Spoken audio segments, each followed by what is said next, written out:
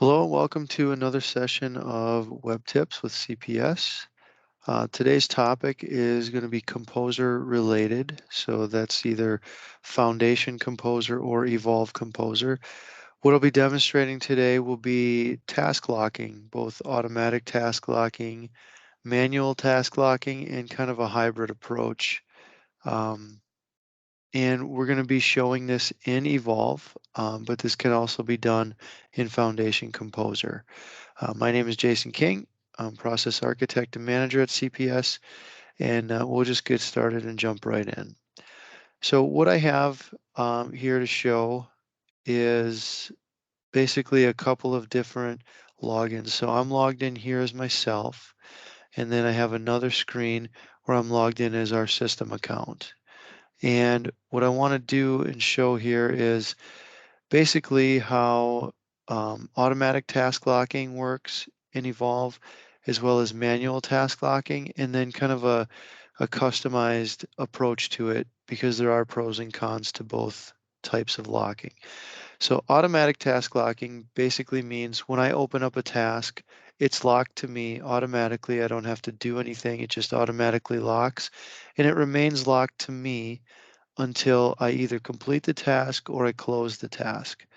And the way that we set that up in the workflow is by going to um, our swim lane, and we can turn on task locking. So we see that we have team task lock. So you only see this grouping of parameters if your swim lane is set to a team from role, right? So you wouldn't need to obviously turn task locking on for an individual person from role assignment, but for teams, that's when um, you can see these parameters and you can set a duration. So your options are hours or minutes. And then again, here's where you choose automatic or manual. I have this one set to automatic and I have it set to 12 hours, right? So I could set it 48 hours if I wanted this to be a couple of days. I could set it to 30 minutes if I wanted to by changing the duration unit here, okay? So basically what this means is when I hit this task, it's going to get assigned to multiple people. And when somebody opens it, it will automatically be locked for 12 hours or until the form is closed or completed, right? So if I were to open the task and leave it open, it would stay locked as long as my browser was still active for 12 hours, and then it would automatically unlock.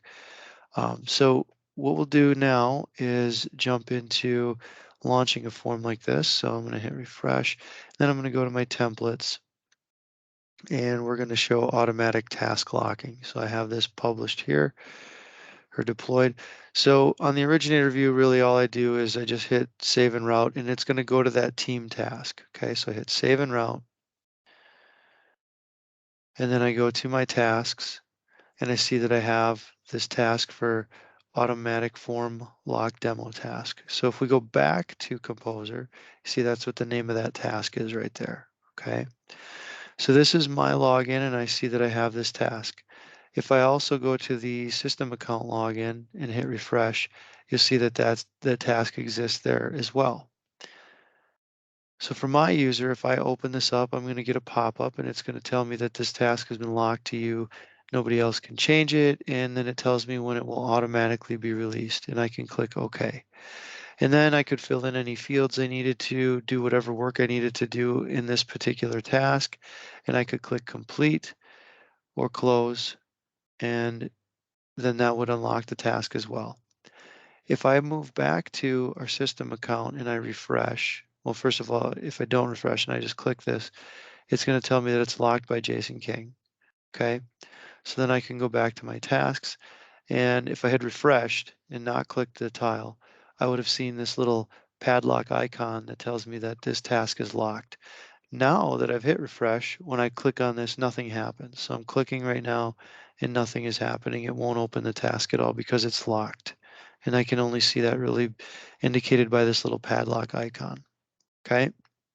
So jumping back to my Jason King user. So I'm going to go ahead and close this, not complete it. Okay. And then if I go back to my system account here and I refresh, you see the padlock goes away, and now I can open this as the system account, okay? And likewise, if I come back to my personal account here, now I see that it's locked and I can't open it. So I can go ahead and complete that, and then that ends that particular process. And if I came back here, hit refresh, I can see that it's done now, okay? So that's how automatic task locking works. Just automatically locks when you open the form, automatically unlocks when you close it or complete it. If we look at manual task locking, right, and that's what this solution is intended to show. I have kind of the same setup. So we have um, a manual form lock task, right? And we kind of saw how that was set up before, right? So again, it needs to be a team from role type of a assignment for that particular swim lane. And then I can see my um, lock type, right? So when I select manual, again, automatic or manual, when I select manual, those other parameters for time and then time unit for the duration of the lock go away because manual is going to require me to click a button, right? So if I go into my personal account here and I launch a solution for manual task locking, I would have to submit the form. Now, I'm also in this solution going to show the hybrid approach, and I'll talk through the actual development of that in a minute. But for now, just know that I have to pick one of these two things. But right now, I'm demonstrating the standard wind shuttle manual locking, right? So if I choose that and I click Save and Route, I'm going to get a task, just like I did with automatic. So I'll go to my tasks, and I can see here that I have a task for manual form lock, okay? And again, if I jump back to my solution, I can see, yep, that's the task name that I should have gotten, okay? So here I am in my tasks, and then if I go to the system account again and refresh, I see that I have it here as well, okay? So I'll go back to my personal account, and I'm actually gonna open this task. Now you'll notice I didn't get a pop-up, right? But there's a button here to lock the task, okay? So I'll click lock, and then you see the button switches automatically to unlock. These buttons I've created, the complete button and the close button. Because I've turned on manual locking, Wind Shuttle or Evolve or Foundation Composer automatically adds this button in, and I don't have to do anything with it. It's just automatically there. And when I click lock, it automatically turns to unlock and vice versa. Okay, so if I were to complete this task, it would obviously complete the task and then it wouldn't be locked. If I close this, it's going to take me out of the task. Okay, now I'm going to hit refresh here, and it looks as though the task is not locked. However, if I come to my system account and I hit refresh, you'll see that it does show the padlock icon now, and I can't open it because I do have it locked. Everybody else that the task was assigned to has visibility to the fact that it was locked. I do not. So that is one of the negative aspects of manual locking. I could have locked this, and then in my task list, I don't realize I have it locked, and it could sit there locked for a while, when maybe what I should have done is unlocked it because maybe it wasn't for me, or maybe some other person on the team should have handled it, etc. But I don't have visibility to the fact that I've locked this. So that's one kind of negative aspect. Um, there's positives to this as well, where I kind of have control over it. I can close it, maybe that's not a big deal in my particular use case. So, you know, it doesn't matter that I can't see that. But now I have control over it and I can have it locked for as long as I need, which can be beneficial if I have a task that could take me several days, right? So I'm going to go back in and just simply show the unlock, right? So if I click unlock, now you see that switches back to lock. And if I click close, I can Nothing really changes for me because I could see it before. But if I go back to the system account and refresh, I can now see that it's unlocked and I could open it as the system account user now. And I could lock it, complete it, etc. So I'm just going to complete this one because that's really all I needed to show. So that was manual locking, right? That's standard out of the box Evolve or Foundation Composer functionality as of Composer 12.1. So Foundation 12, Composer 12, it was available in that version, and then obviously it's available in Evolve. Okay. So then the last thing I wanted to show is this isn't necessarily there's nothing customized, but it's just developed, right? So this next approach for task locking is more of a development type of a approach versus a feature within Composer. So basically what we have is a team assignment swim lane. So this is um, your team from role like we had um, for manual task locking here in this particular swim lane, right? Team from role, and that allowed me to set my task locking. So I have that here as well, but I'm not setting any task locking. I have it turned off. And what I'm doing is just assigning a simple task to the team and anybody on the team can open that task and then basically click a button that says assign to self. And when that happens, it's going to take that user that assigned to self and it's going to resolve this individual swim lane, right? And this is a person from role. So it will take that person that clicked assign to self, resolve this swim lane, and then assign them this task. And that's where the actual work will be done, and it will be assigned to them. Now you'll notice that we're in a loop here for this task. Okay, so if I go back to the highest level of my workflow here, there's a loop here, right?